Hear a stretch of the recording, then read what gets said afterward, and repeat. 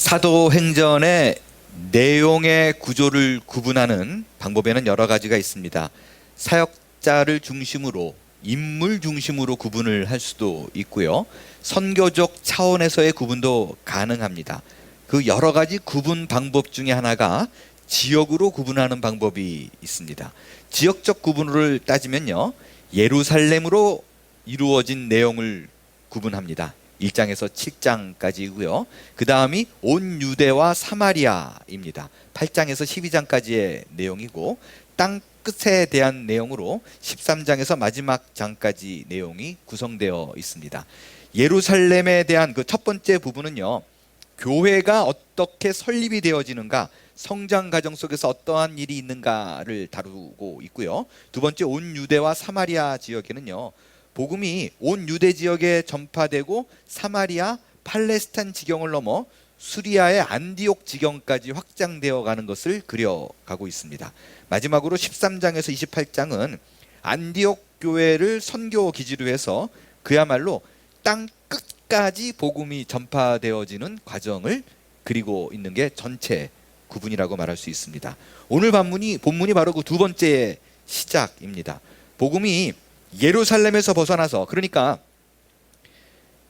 이 유대 종교라는, 민족 종교라는 것에서 국한되어 있던 유대교가 이제 열방으로, 세계로 향하는 그 기점이 되는 시작을 소개하는 내용입니다. 오늘 본문의 내용을 가지고요, 수데반의 죽음으로 시작된 박해를 통해서 복음이 전달되는 과정 속에서 하나님이 어떻게 일을 하셨는가라는 부분을 상고해 보도록 하겠습니다. 첫 번째 생각해 보는 것은요, 약속의 성취입니다. 우리는 마태복음의 마지막 장에서요, 예수님이 승천하시기 직전에 제자들에게 유언처럼 남기신 말씀을 잘 압니다. 주님이 우리에게 주신 마지막 명령이에요. 그 말씀을 기리는 마음으로요, 마태복음 28장 18절에서 20절 말씀을 우리 세 절이지만 한 목소리로 같이 읽도록 하겠습니다. 시작. 예수께서 나와 이르시되 하늘의 땅과 모든 권세를 내게 주셨으니 그러므로 너희는 가서 모든 민족을 제자로 삼아 아버지와 아들과 성령의 이름으로 침례를 베풀고 내가 너희에게 분부한 모든 것을 가르쳐 지키게 하라. 볼지어다 내가 세상 끝날까지 너희와 항상 함께 있으리라 하시니라. 여러분, 이 명령을요, 우리는 지상명령이라고 얘기를 합니다.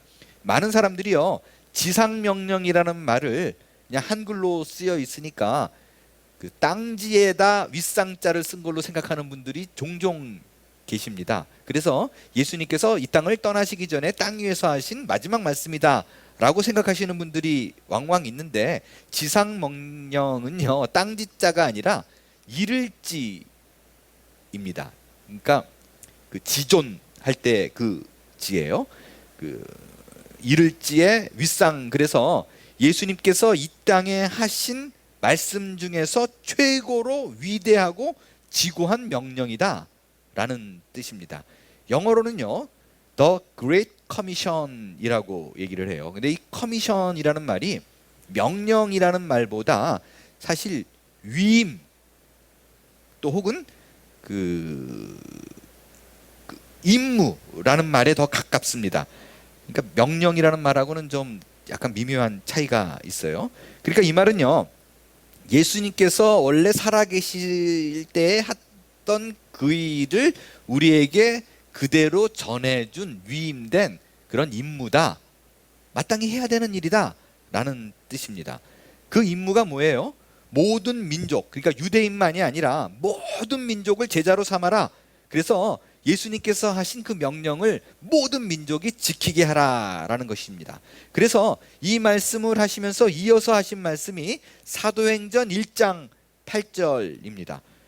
오직 성령이 너희에게 임하시면 너희가 권능을 받고 예루살렘과 온 유대와 사마리아와 땅끝까지 이르러 내 증인이 되리라, 이 말씀을 하셨어요. 이 사도행전 1장 8절 말씀이요, 말 그대로 라스트 월드예요. 예수님께서 이 말씀을 딱 끝나고 그냥 하늘로 올라가셨어요. 그런데 사람들이 이 8절의 말씀을 마태복음에 나온 지상명령과 동일하게 생각해서 이것도 하나님의 명령으로 생각을 합니다. 그런데 여러분 잘 보세요. 이게 지금 명령문이에요? 아니면 조건문이에요? 명령문이라면 어떻게 끝나야 돼요? 내 증인이 되리라 라고 끝나지 않아요. 내 증인이 되거라, 되어라 라고 해야 명령이에요. 그러니까 지상명령이 안 어울리는 말이에요. 그죠? 여기서는 내 증인이 되리라 라고 얘기를 해요. 미래형으로 끝납니다. 영어로 You will be my witnesses 라고 끝나요. 그러니까 너는 그렇게 될 거야 라는 얘기입니다. 그러니까 이거는 예언과 같은 얘기예요. 제가 우리 지은 자매에게, 메리에게 예를 들어서 앞으로 메리는 복음 전도자가 될 것이다 라고 말하면 이게 명령이에요? 예언이에요? 예언이죠? 네, 예언이에요. 예언이에요. 그럼 앞으로 분명한 얘기가 있어요. 내 증인이 되리라 라고 얘기를 했으니까 제자가 될 거예요. 이들은, 이 얘기를 듣고 있는 사람들은. 근데 제자가 되는 조건이 뭐예요? 성령이 임하면입니다. 성령이 임하면. 그죠? 성령이 너에게 임하시면, 이게 조건이에요. 근데 2장에 이미 성령이 임했어요. 그쵸? 그럼 넥스트 스텝이 뭐예요? 예수님께서 내 증인이 되리라 라고, 될 거다 라고 예언을 하셨는데 그 조건이 성령이 임하면이에요. 근데 2장에 성령이 임했어요. 그러면 넥스트 스텝이 뭐예요? 여기 나온 그대로 읽까 보면 바로 예루살렘과 온 유대와 사마리아와 땅끝까지 가게 될 거다라는 거예요. 복음 전파하러. 이 제자들이 지금 그 예언이 이루어져 가는 그 한가운데 서 있는데 그런 생각을 못해요. 여전히 복음은 유대인들만을 위한 것이다 라는 그 패러다임을 깨지를 못하고 있습니다. 이게 무서운 거예요. 그래서 하나님께서 동원하신 카드가 뭐예요? 스데반의 순교입니다. 스데반의 죽음이에요. 스데반은요, 유대주의가 아니라 기독교를 대표하는 인물로 죽었어요. 즉 유대주의는 뭐냐면요, 유대인이 특별한 독특한 선택받은 민족이다, 하나님께서 보시기에 가장 위대한 민족이다라는 사상이 유대주의예요. 반면에 기독교는요, 나라는 개인이 아니라 하나님이 위대하다라는 얘기고요. 기독교는 그 하나님께서 당신의 아들을 이 땅에 보내셔서 그를 우리의 인생의 주인 삼으셨다. 그가 우리의 주님이시다, 로드다, 세이비어다 라는 것을 증거되어지는 삶을 살아내는 것이 기독교라는 종교입니다. 그러한 이유로요, 기독교인이라 하면요, 나의 잘남과 어떤 특별함이 자랑스러운 게 아니에요. 내 삶 전체를 통해서 그리스도를 집중하게 만드는 것이 우리의 일이에요. 그렇기 때문에 스데반이 죽음으로 그것을 증명해 보였다라는 것이죠. 그가 죽어야지 아브라함과 모세에게 집중하지 않고 하나님에게 집중할 수 있는 것처럼 하나님의 아들 예수 그리스도만을 바라보는 역할을 하고 그가 딱 생을 떠난 거예요. 그런 스데반이 꽉 막혀 있는 유대주의를 갖고 있는 그런 유대인들에게 이렇게 선포합니다. 복음은 너희들만을 위한 것이 아니다.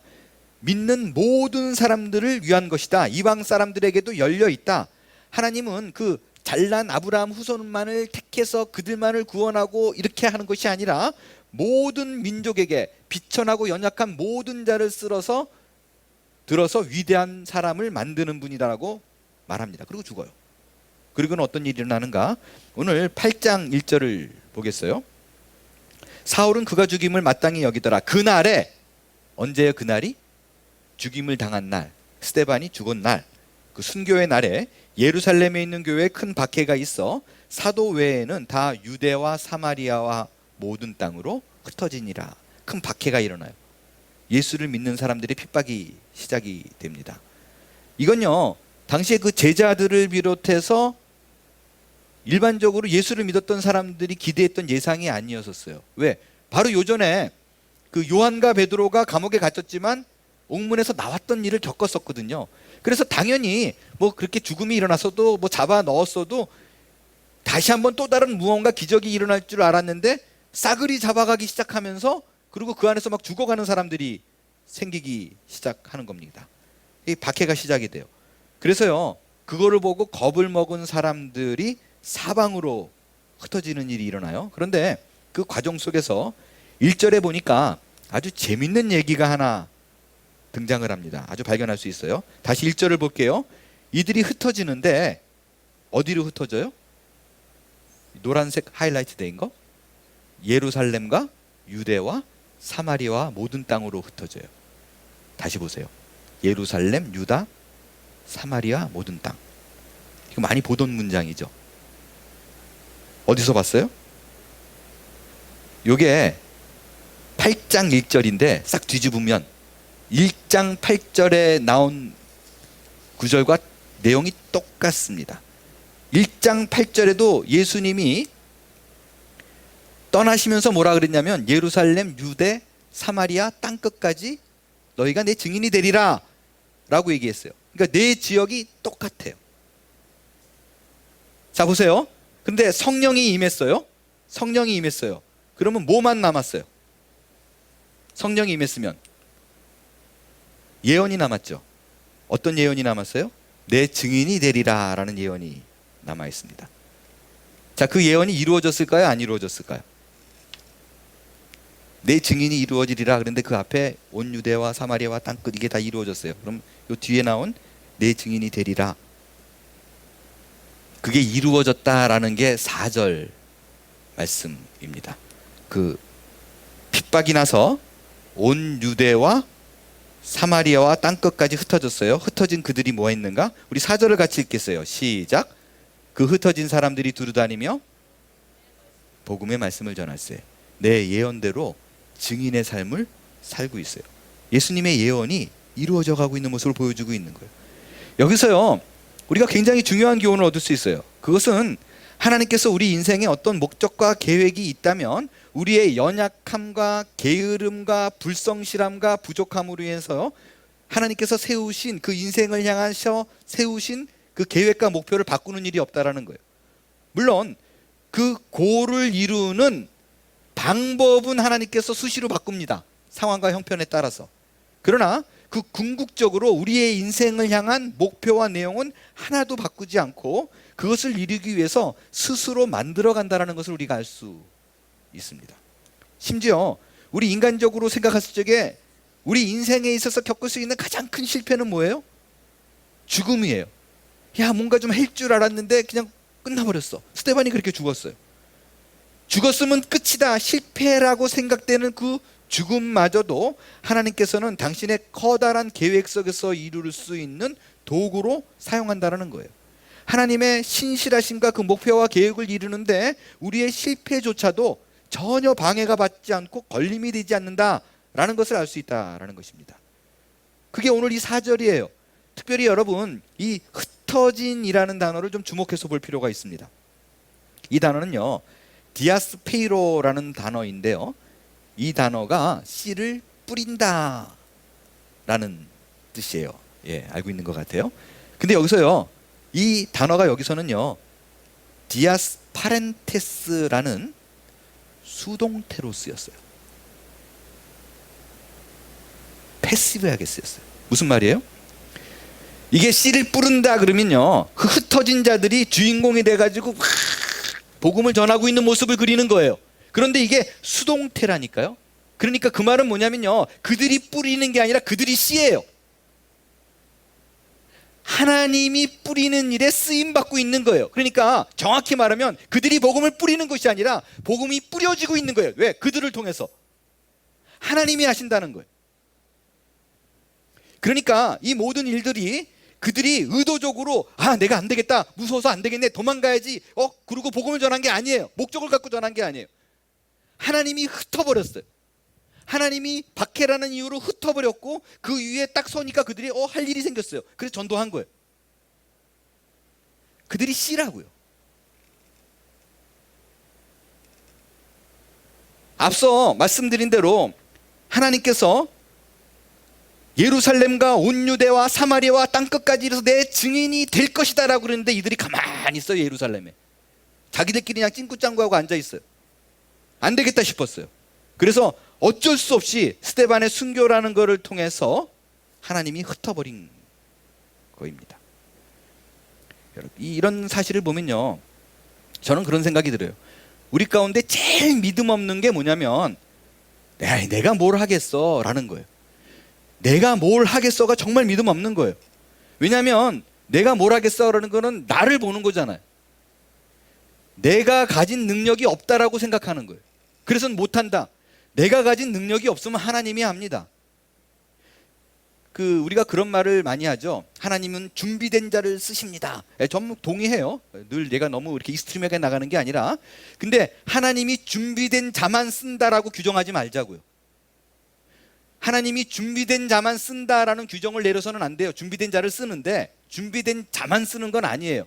왜냐하면 준비된 자만 쓰신다, 그래서 내가 준비해야만 쓰임받을 수 있다라고 말하면, 내가 준비 안 하면 하나님이 아이고 어쩔 수 없네, 다른 애를 써야지, 하나님이 능력 없는 거예요.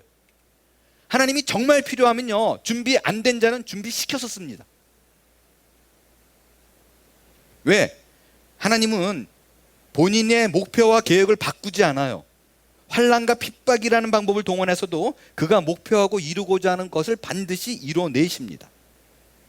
그렇기 때문에 나를 보고 자꾸 뭐 안 하려고 그러면 안 돼요. 순종하는 자세와 결심을 해야 돼요. 매 맞기 전에. 어떤 일이 어떻게 하나님은 안 바뀌어요. 그것이 하나님 나라와 그 일을 이루는 일에 가장 쓰임을 속히 받을 수 있고, 빨리 받을 수 있고, 속히 갈 수 있는 길인 줄 저는 믿습니다.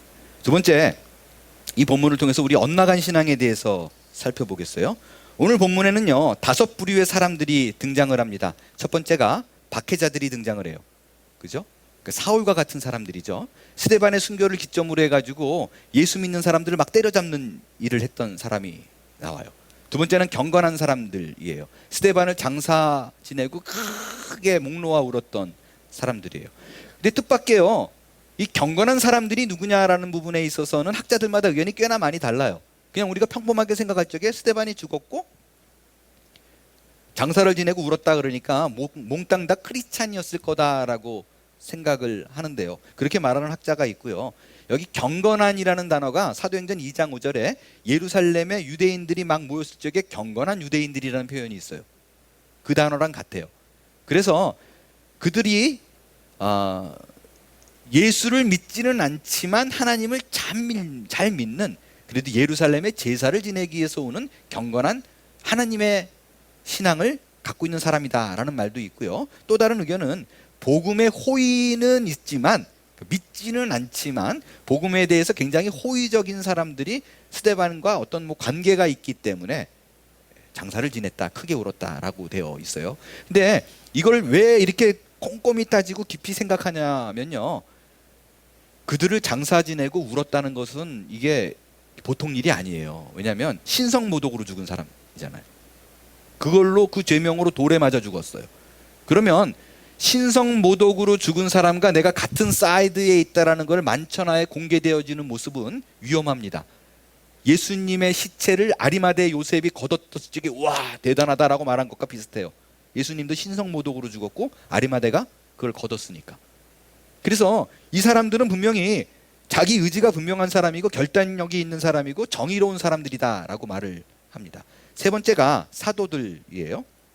스데반이 지금 죽었어요. 굉장히 무서운 상황이고 핍박이 일어났는데 꿋꿋하게 예루살렘을 지키고 있습니다. 대단한 신앙이죠. 그리고 죽음을 강구하고 있는 사도들의 모습은 분명합니다. 그런데 이게 살짝 틀어서 보면 답답한 부분이에요. 뭐냐? 예수님의 명령을 아직까지 이해 못했어요. 복음은 유대인들이야. 여기서 벗어나지 못하는 거예요. 요 사도들이. 나중에는 변해요. 요거 변하는데도 한 10장 가면 한참 힘들게 변해요. 근데 거기서 못 벗어나는 거예요. 그래서 나는 여기서 죽으리라 이러고 있는 거예요. 네 번째가 흩어진 자들입니다. 박해를 피해서 예루살렘을 벗어나서 사방팔방으로 막 흩어진 사람들이에요. 여기서 우리가 주목할 게 있어요. 이 흩어진 자들이 누구예요? 분명한 거는요, 이 흩어진 자들이 누구냐라는 거에서 이건 평신도들이에요. 사도가 아니에요. 왜? 분명히 그랬잖아요. 사도 외에는 다 흩어졌더라. 그러니까 사도는 남았기 때문에 사도는 절대로 아닙니다. 평신도들이에요. 그런 걸 보면요, 순교도 제일 먼저 평신도가 했죠. 이방인에게 복음 전하는 일도 평신도가 했어요. 여러분, 이거는요 굉장히 중요한 포인트입니다. 평신도가 말씀을 가르치고 평신도가 설교자가 되는 것에 대해서 불편한 마음이 있으면 안 돼요. 아직도 여전히 가끔 가다가 그래도 많이 바뀌었어요. 특별히 우리 교인들 같은 경우에는 많이, 거의 많이 이렇게 바뀌어 있는 모습을 볼 수가 있는데, 아직도 얘기를 나누다 보면 평신도가 강단에 서서 설교하고 이런 것에 대해서 불편한 분들을 만날 수가 있습니다. 여러분, 그게 바로 막힌 사고예요. 성경이 말하고 있지 않는 유대주의적 사고입니다.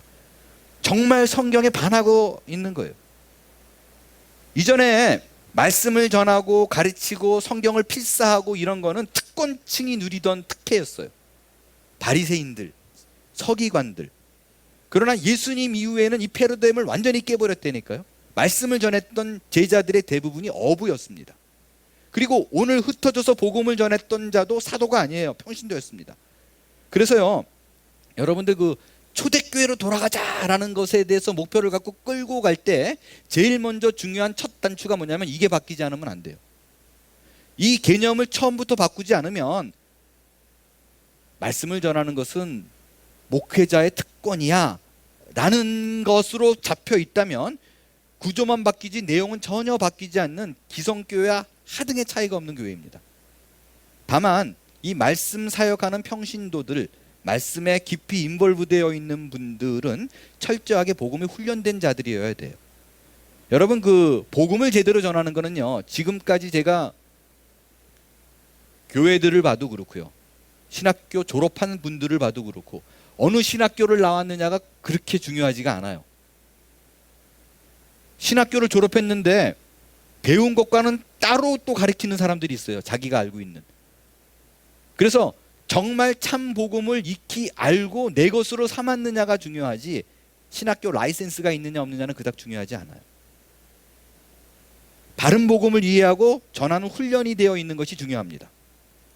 다섯 번째, 사마리아인들이 나옵니다. 이들은 철저하게 유대인들로부터 외면당했던 사람들이에요.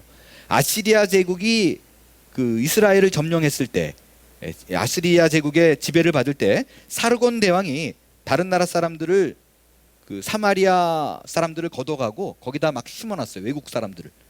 그래서 혼혈족을 만들어놨어요. 그래서 유대인들이 정말 개 돼지 취급하고 더럽다 생각하고 같이 일을 안 하고 상종도 안 하고, 예루살렘에서 갈릴리 지역에 올라갈 적에 사마리아를 통과해서 지나가야 되는데 돌아가고, 왜? 그 땅을 밟는 게 너무 더러운 거예요. 그렇게 여겼어요. 근데 유대인들이 상대하지 않았던 그 사마리아 사람들에게 유대인이 들어가서 복음을 전했는데 큰 기쁨이 있었다. 이건 또 완전히 패러다임이 바뀐 거예요. 자, 이 5명의 인물들, 이 부류의 사람들을 잘 보세요. 이 중에서 질문 드릴게요. 하나님을 믿지 않는 부류의 사람들이 누구들이에요? 1번 박해자들, 2번 경건한 사람들, 3번 사도들, 4번 흩어진 자들, 5번 사마리아인들. 하나님을 믿지 않는 사람들이 누구예요?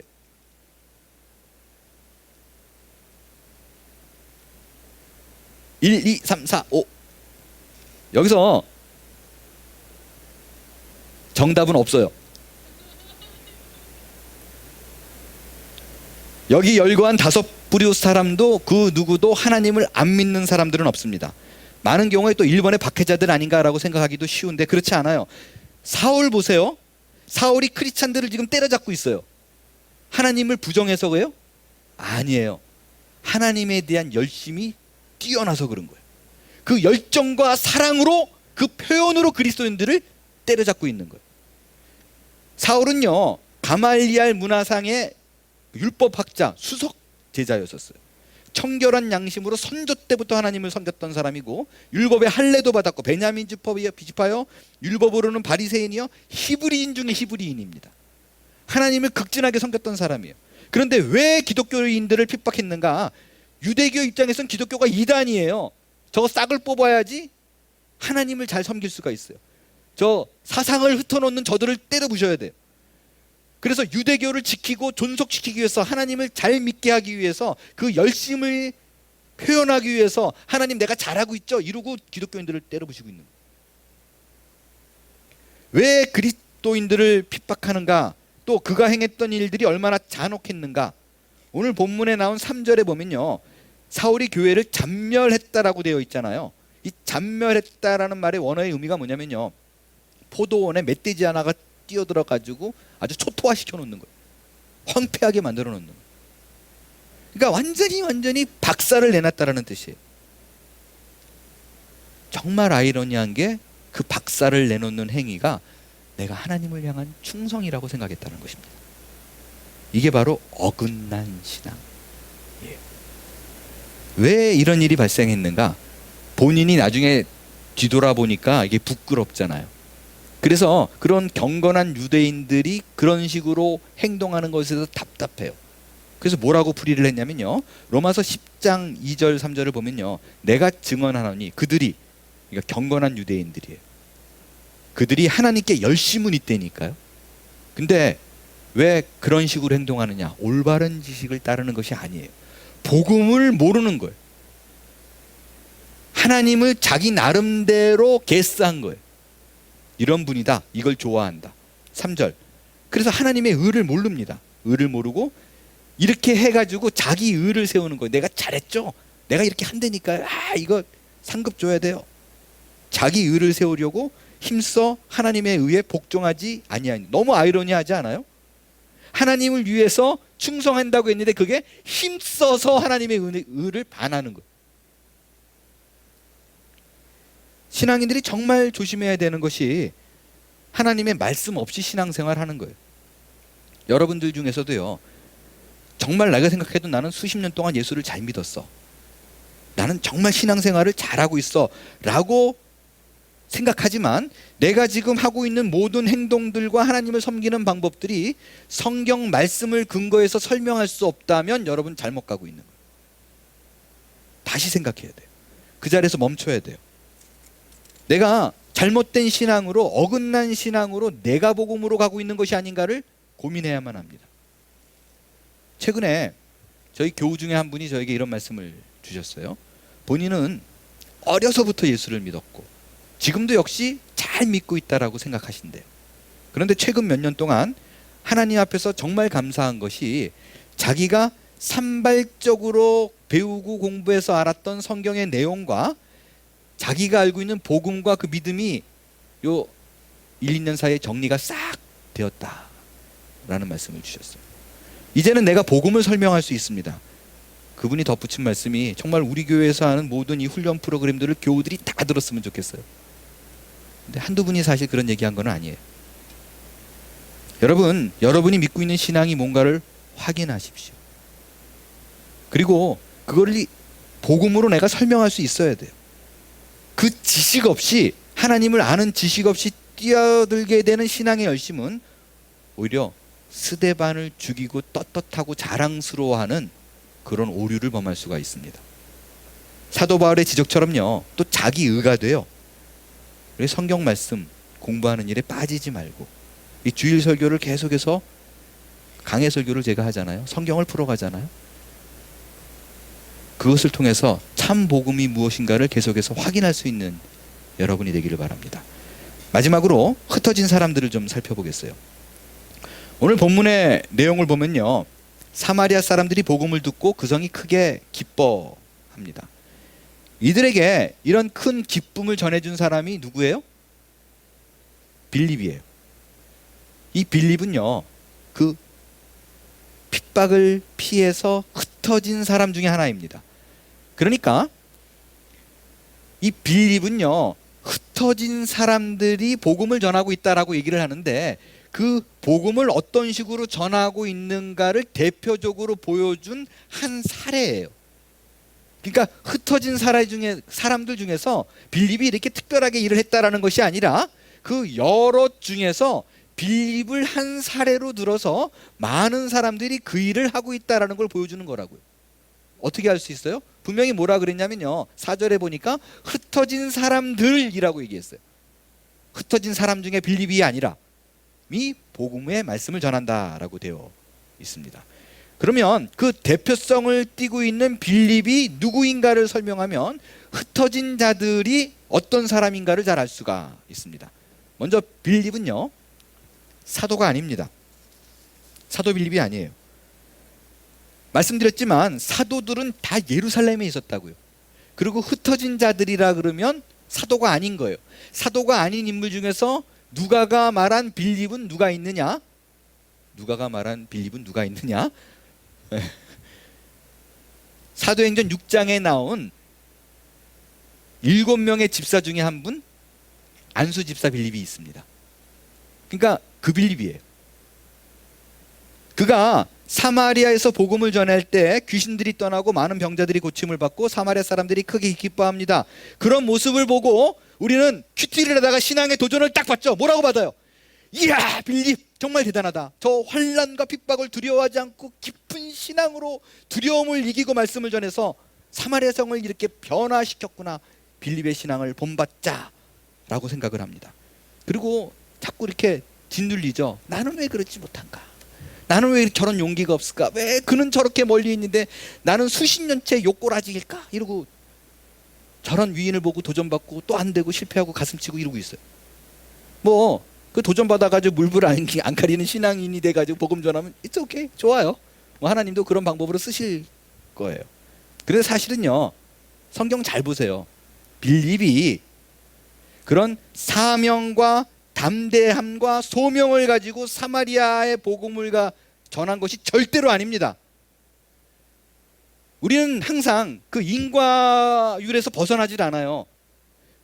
그 성에 큰 기쁨이 있더라. 그럼 빌립이 뭐를 했을까? 이 일을 했구나. 역시. 그래서 빌립의 훌륭한 일을 근거로 해서 이런 일이 벌어졌다라고 생각을 해요. 근데 정확히 보자고요. 성경에 나온 스텝 바이 스텝으로 풀어가면요, 빌립이 그런 소명과 사명 갖고 사마리아 들어간 거 아니에요. 왜냐하면 그의 실제 현실적인 정체성이 뭐예요? 도망자 빌립이에요. 그가 사마리아 땅을 들어갈 적에 저 어두운 땅, 저 땅을 복음으로 그리스도의 십자가의 보혈로 덮으러 가자, 이게 아니었다고요. 그냥 핍박이 무서워서 도망간 거예요. 숨을 곳이 어디였는가 찾았더니 사마리아가 제격이에요. 왜 사마리아가 제격이에요? 유대인이 안 들어가요. 무섭거든요. 그러니까 유대인들이 피해가고 도망가고 상종도 안 할 그곳에 들어가면 안전하겠지라고 생각해서 실제적으로 담대함으로 들어간 것이 아니라 쭈구리 돼가지고 무서워서 벌벌 떨면서 들어간 거예요. 숨어서 목숨을 연명하려고. 여러분, 6장 때 우리가 배웠지만 빌립은요, 그렇게 말씀 전한 일에 막 훈련되고 특화된 사람도 아니에요. 왜 집사를 세웠어요?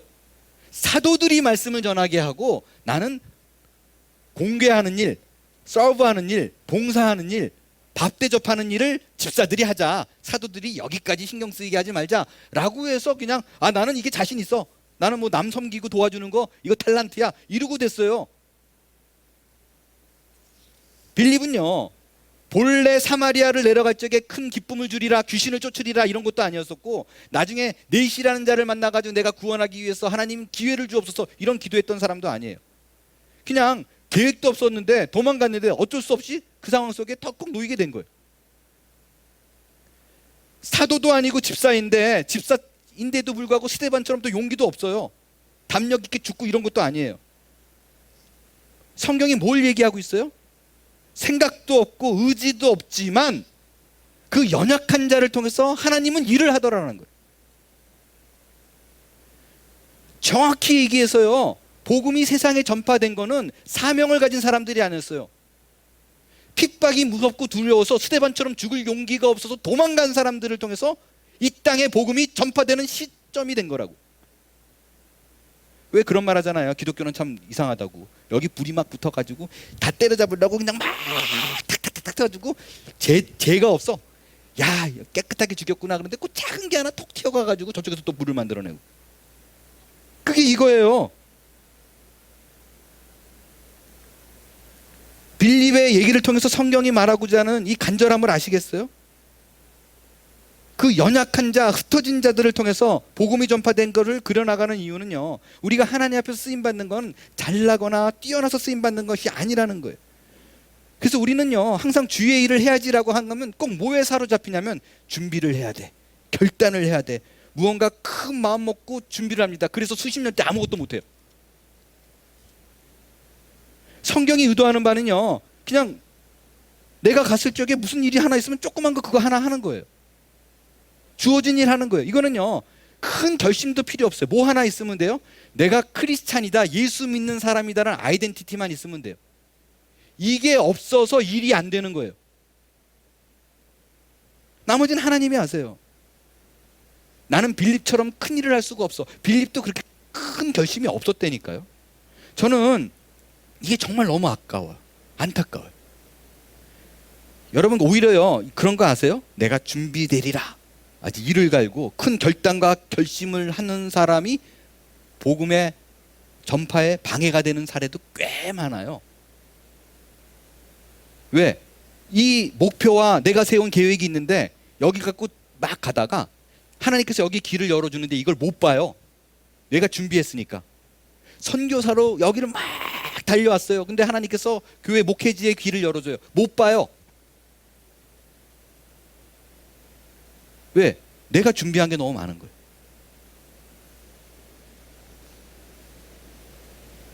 이런 결심과 결단으로 해놓으면요 또 자기 의가 살아나요. 간증을 빙자해서 자기 자랑하고 다녀요. 충성의 열매를 하나님께서 이루고. 결과도 좋지 않아요. 성경이 빌립을 동원한 이유는요 환난과 핍박을 두려워하지 말고 복음을 전파하고 이기자 이게 아니라고요.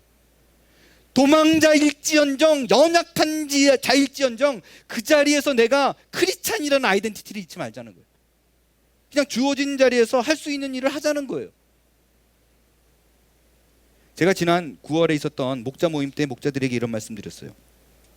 지금 특별히 이 시대 이 시점에 와서는 그 목자라는 일을 크게 부담 갖거나 어떤 사명으로 막 이런 거에 붙들려 있으면 안 된다라고 말씀드렸어요.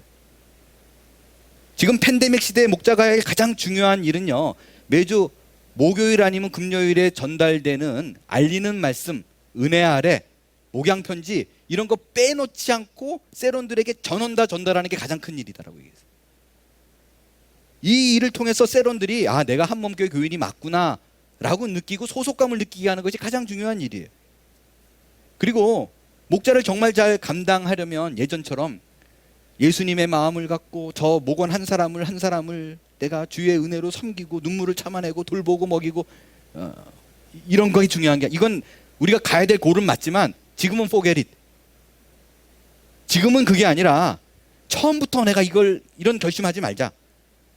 목자가 지금 현재 목자가 하는 제일 중요한 일은 시간이 되는 대로 요즘 바뀌었잖아요. 먹고 즐기고 교제하는 게 아니라 제 지난주 설교 요약을 가지고 거기 나눈 질문 5개 나온 걸 갖고 얘기하는 거. 잘 되는 셀들 지금 그거 갖고 뭐 2시간 이상씩 나눠요. 끊임없이. 그래서 그냥 장 마련해 주는 거예요. 목자는. 뭘 하려고 그러지도 않고 그냥 장 마련하고 서로 준비해가지고 얘기 나누게 하고.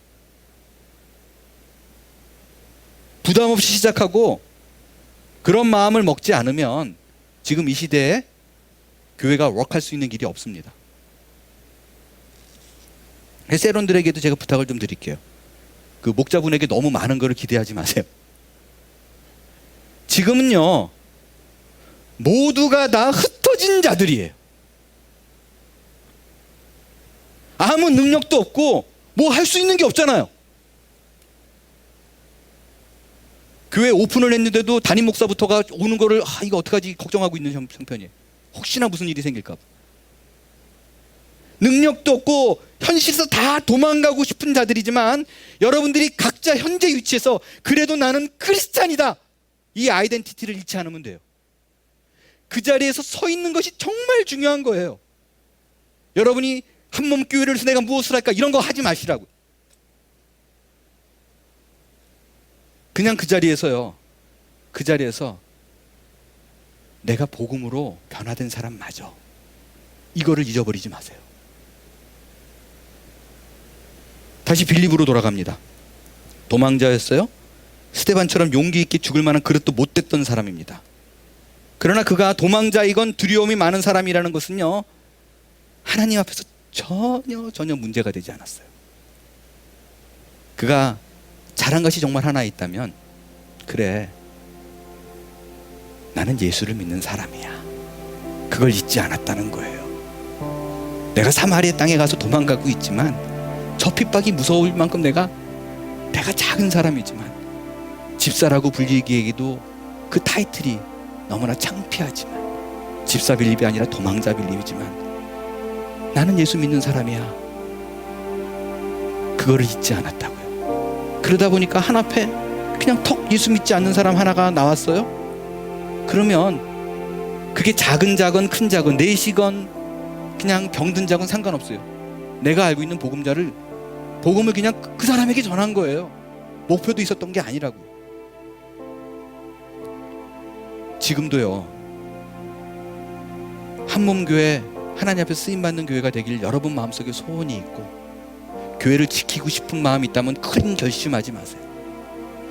여러분이 11시 예배에 들어와서 그 자리에 앉아 있는 거, 그래서 내가 예배자입니다라고 표현하는 거, 그 하나만 잘해도 하나님의 나라는 일을 합니다. 왜? 우리가 하는 게 아니에요. 하나님이 일을 하시는 거죠.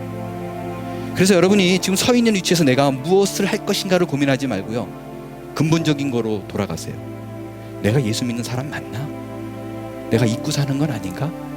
그거를 확인하는 순간 하나님께서 이렇게 작은 일 하나를 턱 보여줄 거예요. 그럼요, 도망가지 마세요. 그 일을 하면 되는 거예요.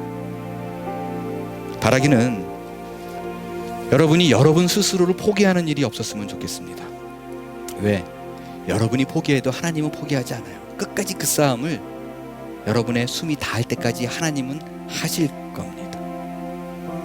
그저 그냥 작은 거잖아요. 나의 인생이 누군가에게 나지막한 동산이라도 언덕이 된다면, 그 안에서 일어나는 하나님의 사랑과 은혜와 긍휼은, 그 깊이와 폭은 내가 감당할 수 없을 정도의 은혜가 되게 넘칠 겁니다. 그 은혜 속에 하나님께서 우리에게 펼쳐 보이는 신자의 삶 속에서 거룩한 누림을 한 주간 다 공유할 수 있는 저와 여러분이 될 수 있기를 기대합니다.